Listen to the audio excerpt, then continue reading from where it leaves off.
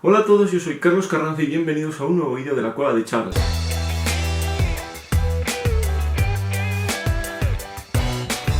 Bueno, como ya sabréis, voy a publicar mi primer libro el próximo mes de marzo y ya puedo daros las últimas fechas y los últimos detalles que creo que os van a resultar muy interesantes. Y es que ya tengo fecha para la publicación y fecha para la primera presentación. Y bueno, os aseguro que no vais a tener que esperar mucho, y es que la publicación está prevista para el 10 de marzo. El 10 de marzo ya podréis comprarlo en la página web de mi editorial, edicioneshidroavion.com, y a partir de esa fecha pues también irá llegando a tiendas físicas en España. Pero lo mejor de todo es que ya podéis comprarlo en preventa si no queréis esperar tanto. Podéis entrar en la página web de mi editorial, edicioneshidroavion.com, y comprarlo en preventa para que el 10 de marzo os lo envíen a vuestra casa.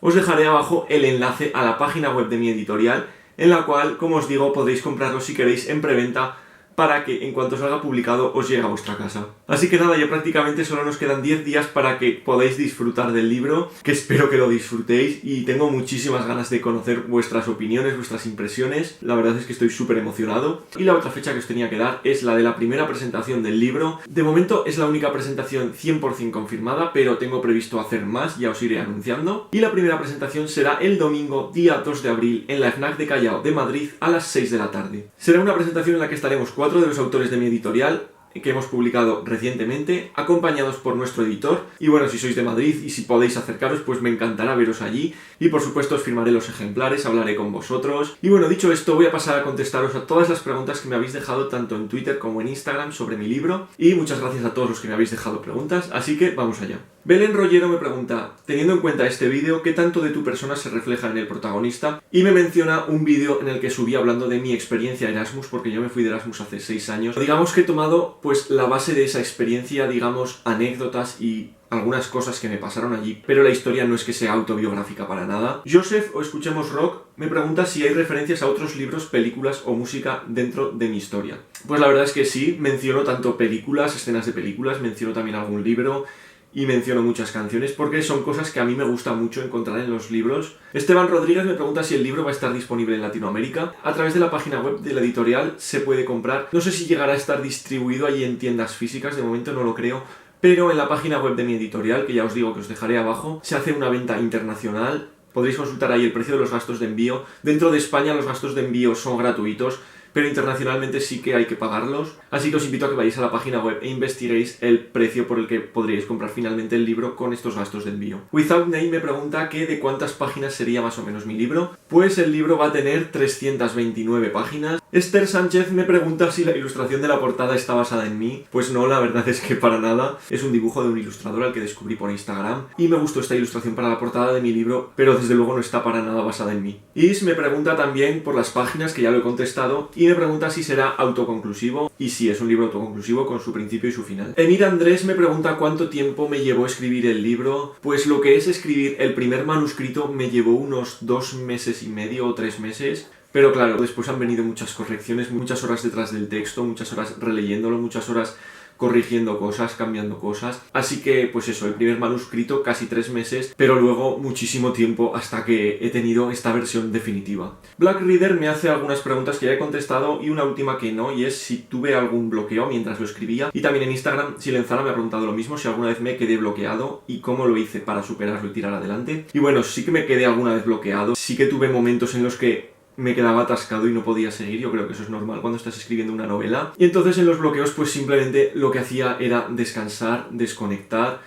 Si veía que no me estaba gustando lo que estaba escribiendo o que no me estaba saliendo tal y como quería, pues a lo mejor me daba una vuelta o me iba a dormir o lo que fuera y meditaba las ideas y después seguía. Y ahora vamos ya a las preguntas de Instagram. Memi Guillot me deja 2 preguntas y la primera es si me inspiré en alguien en especial para alguno de los personajes. Pues sí, hay uno de los personajes secundarios, pero creo que el personaje secundario más importante y probablemente al que más cariño le tengo, y está un poco basado en una chica que conocí. No es ella, no es su historia, pero sí que la tenía bastante en la cabeza mientras escribía este personaje. Y también Memi Guillot me pregunta cuál fue la parte del libro que más me costó avanzar. Pues yo creo que lo que más me costó fue el final, el momento de ir cerrando todas las historias. Creo que fue lo que más me costó y lo que más difícil me resultó de todo el libro. Paulichi2408 me pregunta para qué edad es recomendado el libro. Pues es una novela juvenil adulta, yo creo que lo pueden leer adolescentes y lo puede leer pues gente que ya esté en la veintena, pero también creo que fuera de esta franja gente más mayor también le va a poder gustar. Caroline ICC me pregunta cómo se me ocurrió contar esta historia, si fue mi primera opción o tenía alguna otra historia pensada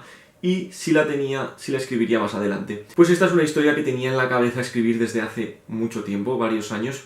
Lo había intentado varias veces, pero nunca había seguido adelante, nunca había pasado de 2 o 3 capítulos porque no me gustaba o cómo estaba empezando a contarla, el tono que estaba llevando, la persona que utilizaba, el tiempo.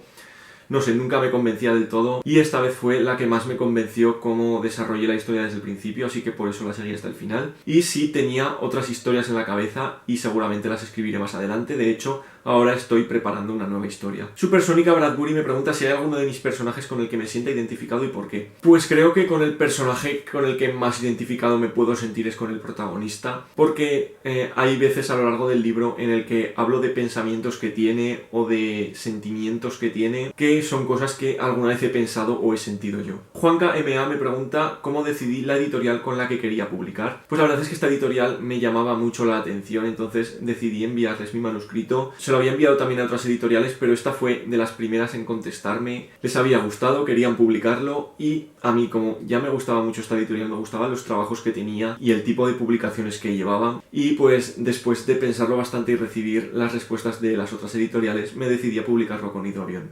HTTP Rowan me pregunta cuánto tiempo me costó escribir el libro, eso ya lo he dicho. Si planteé los personajes previamente con ficha de personajes o los hice sobre la marcha. La verdad es que algunos sí que los tenía planteados desde el principio, me había hecho fichas de al menos 3 o 4 de los personajes más importantes, pero sí que hubo otros que fue un poco sobre la marcha y me di cuenta de que fueron cobrando vida y actuando de determinada manera a medida que iba escribiéndolos o que iba avanzando la historia. Y por último me pregunta si escribí agradecimientos o dedicatoria antes o después de enviar el manuscrito. Pues eso fue lo último que escribí, o sea, ya después de haber enviado el manuscrito, después de haberlo corregido. FFS Elimag me pregunta cuándo me di cuenta de que eso que escribía por hobby de repente era lo suficientemente bueno para publicarlo. Y también Mirka TD me pregunta que cómo fue que me decidí a publicar mi libro. Bueno, yo siempre he escrito por hobby, pero cuando empecé a escribir esta historia sí que tenía claro que quería que fuera una historia que se publicara. No sabía cómo, no sabía si sería con una editorial, si sería de forma autopublicada, si sería por Amazon. Y no sé si en algún momento llegué a decir esto ya es lo suficientemente bueno como para ser publicado.